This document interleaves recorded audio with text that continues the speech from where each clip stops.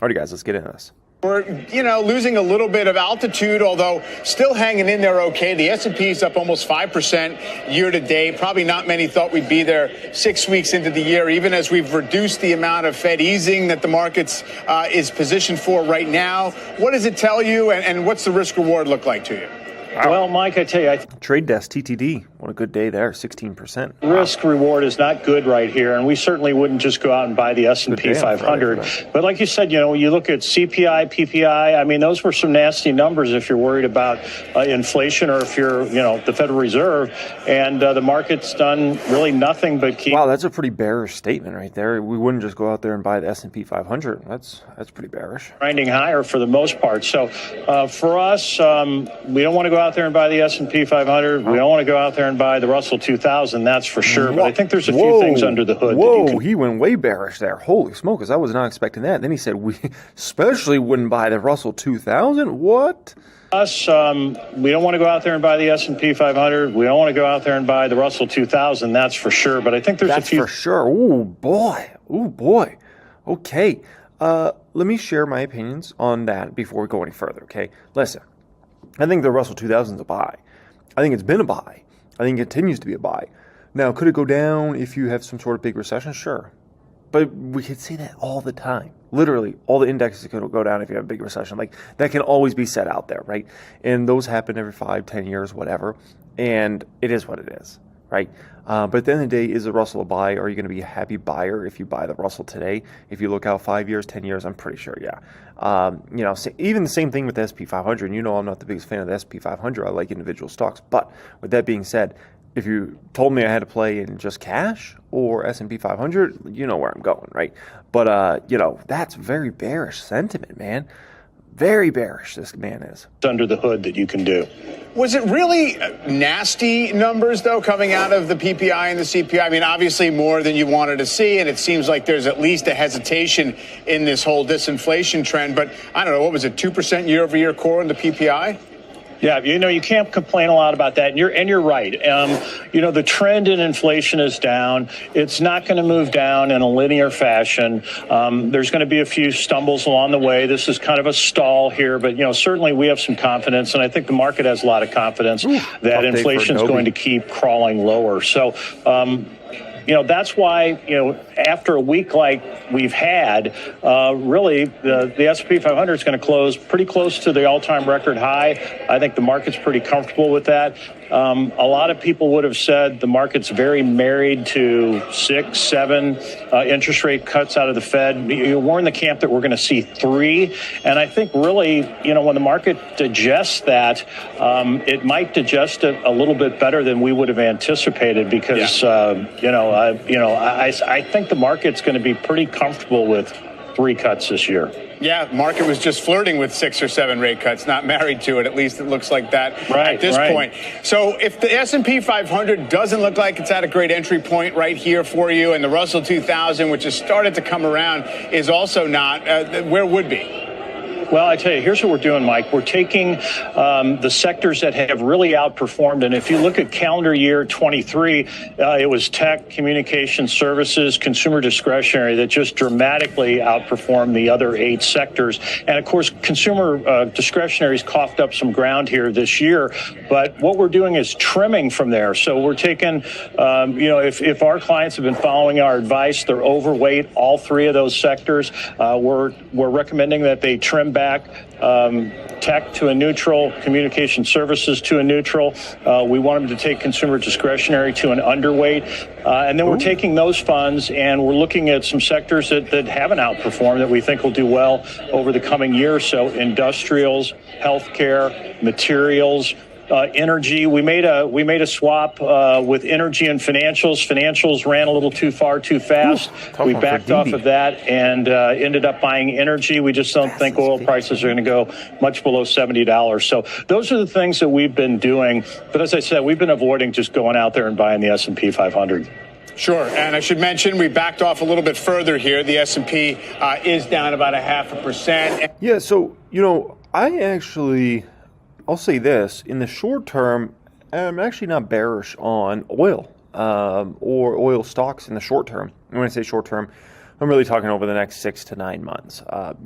When it comes to me, like I usually have a long-term mindset. So when I'm talking short-term, I'm usually talking in terms of months, right? And in the short term, I'm not bearish on oil. I think, for now, the economy looks like it's strengthening rather than weakening.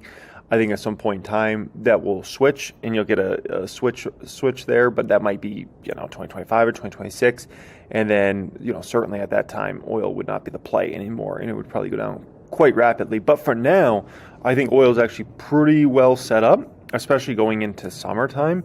Will I play anything in that space? The answer is absolutely not. No, not interested. It's an monthly expiration Friday, and here we are right at that round number 5,000 number. So, Scott, just real quick, it seems as if you're not necessarily saying the economy is really going to struggle here, or are you?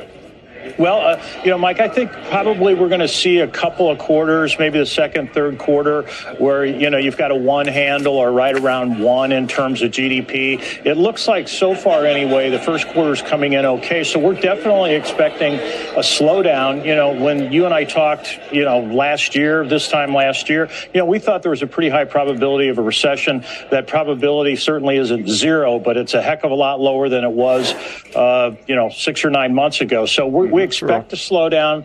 We expect the consumer to pull back here. We think the Fed, as I said, we're only going to get 3 cuts out of them this year. And so I think that consumer spending, higher unemployment, that's going to take a little wind out of the economy. And it's not going to be a disaster, but it's going to be a slowdown that's noticeable. Yep. All right. We'll be on the lookout for it. Scott, thanks very much. Appreciate it. Thanks, Mike. Yeah, I was down the strip this weekend, and let me just tell you, there's nothing going on down there in terms of like a big event. Obviously, the Super Bowl's long gone now at this point in time, right? So there was really nothing going on this weekend, and it was a zoo. It was a zoo down there. The stores, oh my gosh, were they busy. That was at the Wynn, and I was at Bellagio, and I was at the Forum Shop Caesar's Palace. I can just tell you, freaking busy. Restaurants busy, everything very busy, especially for this time of year. This is like supposed to be like the dead time of year down there on the strip. And it's just not dead, I can tell you that. It is freaking, for down there for this time of year, like February, no big events right now at the moment. And it is just, I'm telling you, man, zoo down there. Tables are busy, everything's busy. So I don't know, For right now, at least, it seems like spending is just fine. At some point, that will end, but it's not right now. I can tell you that. $6 trillion in cash on the sidelines will come into play later this year, says Courtney Garcia. Let's see if she had her baby. Of the tape, what to make of a market that so far has been tough to rattle, even in a bumpy stretch for economic data, and with some signs of froth surfacing in its more speculative corners. Let's ask Cameron Dawson, New Edge Wealth Chief Investment Officer, and Courtney Garcia, Payne Capital Management Senior Wealth Advisor. Courtney, also a CNBC contributor. So welcome to you both. Courtney had her baby. Nice. Cameron, coming into this week, it was possible to say we had hit a lot of levels that said mission accomplished. 5,000 on the S&P, 18,000 NASDAQ 100. Bitcoin crossed above 50. We're looking for an excuse to maybe have a pullback. Many would have said, I would have said, we got one day 1.3% on that CPI number, and we picked it up. So is the market ignoring something, or does it show underlying strength? What's your read on that? I think there is still very strong momentum in this market, and that there is still room for positioning. Cam's always got the cutest outfits. Like, come on now. Get more long. You're still in about that 85th percentile on positioning, according to the Deutsche Bank Consolidated Positioning Report, which just says momentum can keep on chugging along until you reach that point where you're at an extreme. I think the other important point is that it's not been about growth. There have not been growth fears that have been percolating, which just means that any kind of correction seems short and shallow and more to do with Fed expectations and really doesn't have that teeth in it that you would expect to see a deeper pullback. Yeah, I mean, there's no doubt we've had enough months of pretty resilient economic numbers to suggest that we're not going to panic out when you have a slightly soft retail sales report, which is what we had there. And Courtney, I guess the question, too, is has the market answered some of the questions that people had for it? Meaning, I mentioned the Magnificent Seven down this week. I mean, Alphabet's down like 5+% on the week. Adobe's been tough. You had NVIDIA hanging in there, semi-cap doing fine. But the average stock has done better over the last week. So the question is this another head fake? Does it show that we have something underlying here, or again, is it noise? Yeah, and I think really investors have been rushing to those Magnificent Seven. Everybody thought this rally was going to broaden out, and this year that hasn't come to fruition. But weeks like this week are showing it may actually happen.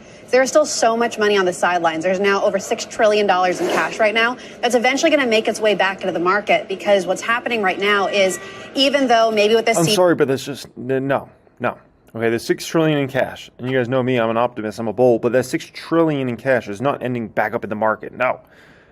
A small portion of that could end up back in the market over the next, few years. No doubt. But a small portion, like 500 billion, maybe $1 trillion of that money, right? But there's going to be multiple trillions that will stay on the sideline forever, just to be honest. If you look at the cash on the sideline numbers over time, it always is a number that builds bigger and bigger and bigger, and sometimes it decreases a little bit. Most of the time it increases over time, okay? And so, it's a little bit of a dream about this whole, 6 trillion is coming in the market. No. And by the way, I would be scared as crap if 6 trillion ever came into the market, because then where's the money left to buy? Then it's only downside from there, right? PPI number. Inflation isn't going to come down as fast as people thought. It still is likely going to come down later this year, and so that money is going to come out of there, and it's going to go into some... It's not going to come out of there. It's a great number to help you sleep well at night, I guess you can say. That there is all that money over there. There's a massive quantity of money that's over there, right? And it gives you some comfort. Allows you to sleep well at night. That's the biggest thing with that number. But is that... No. Okay, like I said, maybe 500 billion, maybe $1 trillion comes in the market over time, but no 6 trillion. It doesn't happen. Sectors. What's happening is those Magnificent Seven are extremely expensive, right? I mean, just to put it in perspective how congregated these are getting, those 7 stocks are now bigger than the entire European stock market. Microsoft is bigger than the entire energy sector. I mean, people are rushed to those things. So with that cash coming off the sidelines, it's got to go into some of these other areas. You want to own the Mag 7, but if you haven't done anything, you're already overweight there. So you need to start looking at these other categories. I did see, in the... cash always trash. So if you have cash not earning some sort of yield, then sure. But if you have cash earning, in a savings account right now, 4.5% or so, if it's treasuries, maybe it's 5%, or a short-term CD, 5%, I do not view that as trash. I view that as a prudent action to always have some money on the sideline. No different than the $6 trillion on the sideline. It's nice for you personally to always have some money over there on the sideline, okay? So, yeah, I don't view it as trash if it's earning interest. If it's under your mattress, then it is trash, because they're going to consistently devalue your dollars over time. And even if you go into a recession, guess what? They're going to devalue that dollar even more. Something very important to keep in mind. America's weekly kind of tracking of flows, there was some maybe 18 billion coming out of cash. I mean, a small amount, and you've had some flow. And the only real category of ETF equity inflows has been in tech. So I guess that's where the chase is happening. And Cameron, you did mention Fed expectations are the one thing that's really been moving around. And this has been a bit of a test case, because there was a common line at the start of the year. It says, market's ahead of itself, thinking about 6 or 7 rate cuts this year. Turns out, yep, that's probably right. The market's now at 3 to 4, and yet stocks have held up fine. In fact, the fact that people thought 6, 7 rate cuts, that means, listen, think about this logically for a moment, okay? You're talking about 6, 7 rate cuts. That means you're insanely bearish. That means you think the economy is going to crash and everything's going to go to crap. The Fed's not going to do 6, 7 rate cuts in a year unless the economy is tanking bad. They're not going to do that because inflation's coming down. No, that's not what the Fed does. The Fed only lowers that many times and that aggressively is if you're in a full-blown crash and they're like in panic mode. And if the Fed's in panic mode, you're in trouble. That means people just went in this year, once again, insanely bearish. That's 2 straight years. Listen to what Raphael Bostic of the Atlanta Fed today said about kind of his stance on this and what he's expecting next. We've seen a lot of progress in terms of inflation. I am expecting that through the course of 2024, it'll be a little bumpy. I think the trend will continue, but the path all the way to 2%, I don't think we're going to get to that number immediately. So these sorts of numbers, they're kind of okay, and I can live with it. And to me, it just says we just have to be patient, and let's not get too far ahead and assuming that the job is done, because there's still work to do. I mean, and this has been a very consistent message. I mean, every single Fed official is on this page. And so I guess, has the market proven that this is acceptable? In other words, as long as the next move is lower and as long as there's no economic emergency that they're not responding to, we can wait.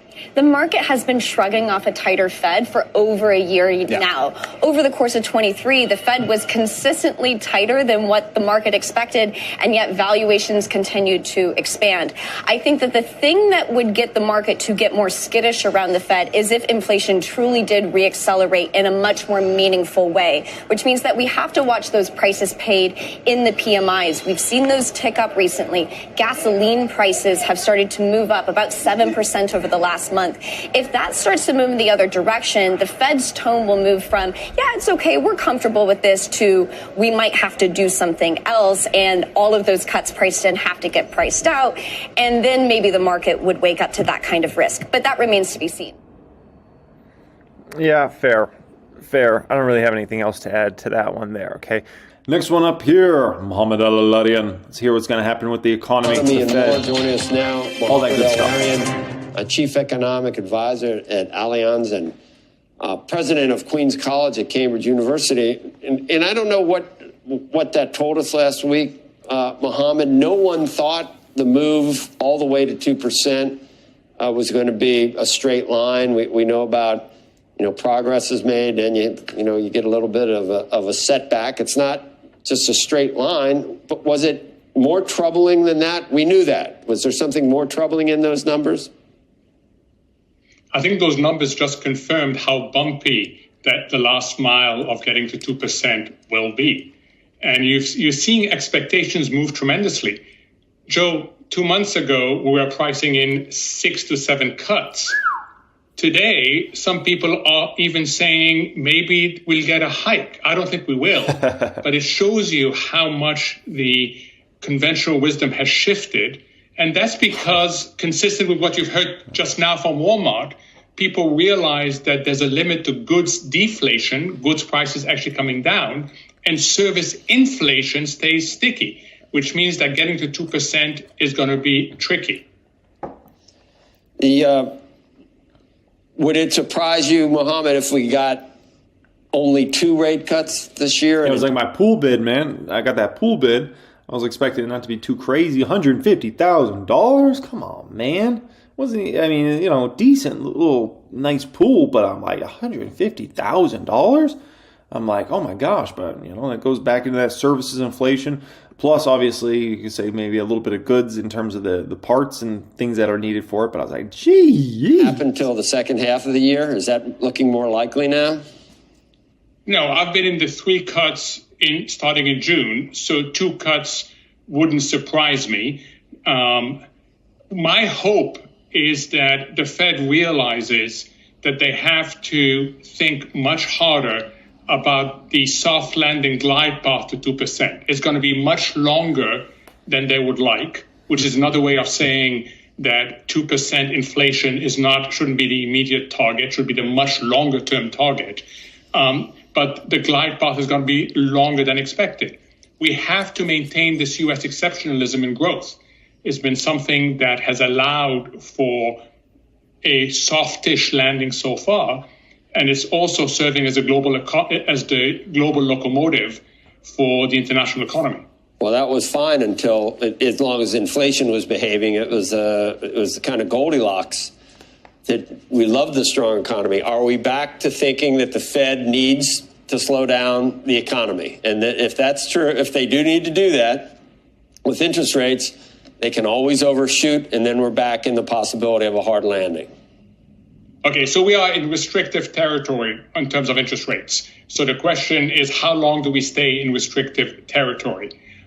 This economy is slowing, but it's not slowing into recession. And that's something that is really important for the well-being of the economy, for the well-being of the global economy. So the risk is, Joe, that the Fed ends up in restrictive zone for too long. That is the risk right now. That is the potential policy error. Very different from where we were when you and I were talking in 2021, when the Fed was thinking inflation would be transitory. Now there's a risk they'll make the policy error the other way around. So Mohammed, if we're really in The scary thing is, you could say the Fed was in accommodative mode for nearly 15 years, right? 13, 14 years, the Fed was in pretty accommodative mode. So, to say, how long has the Fed really been working against the market? The Fed's really been working against the market for a little over a year and a half now at this point in time, right? In any substantial way, about a year and a half. So when you take into account the Fed was very accommodative for 13 plus years, and they've been, let's call it working against the market, not accommodative for maybe 18 months, they might have to be there for a bit.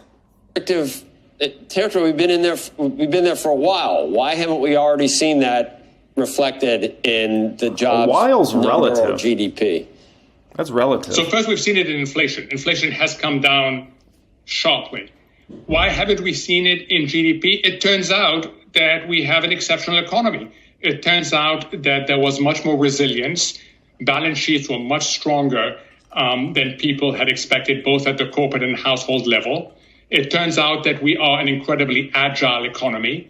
It turns out that we are starting to promote more and more the future drivers of growth. I'm speaking to you from the UK. Look around the world. UK, recession. Sure. Germany, recession. Japan, recession. China, struggling. The US has been able to navigate this period of tighter interest rates well, and it's something that we hope will continue.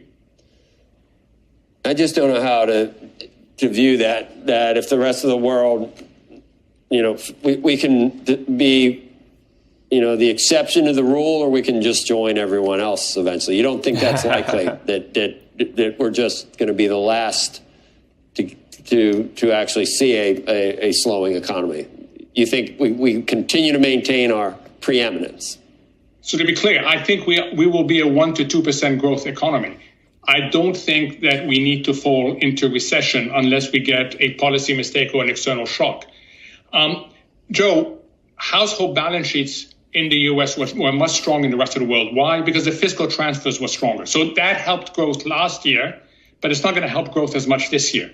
So we're not going to grow at the 4.9% pace of the third quarter, the 3.3% pace of the fourth quarter. We will grow to 1% to 2%, but there's no need for us to fall into recession. All right, we will see. Let me tell you guys a big issue.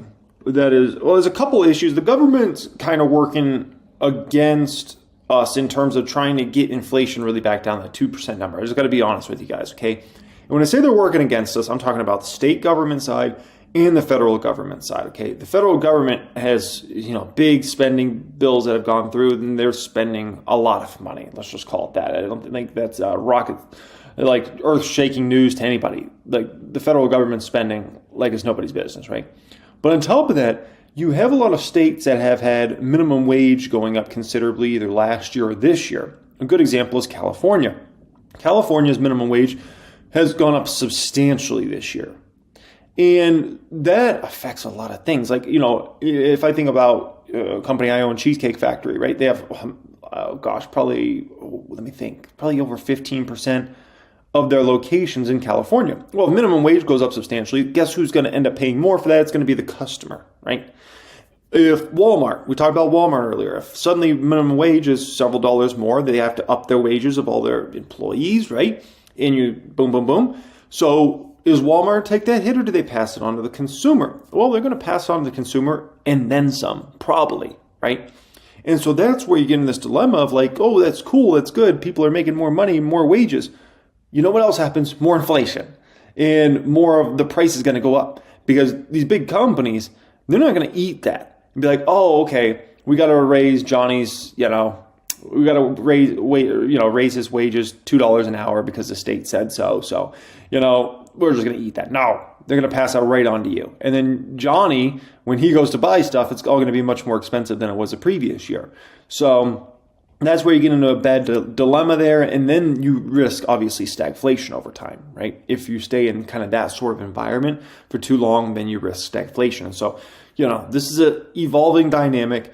It's going to keep being a drama show. And I don't really see the drama show ending in terms of the thought process of like, oh, they're going to start cutting, or oh, they're not going to cut, or there's still going to be so much debate about this for the next at least year in terms of how many cuts will be coming and when are they going to start cutting and those sorts of things. Hikes, I think, is pretty unrealistic unless we get CPI to go back over 4. If that happened, could the Fed actually start raising it? I mean, it's possible.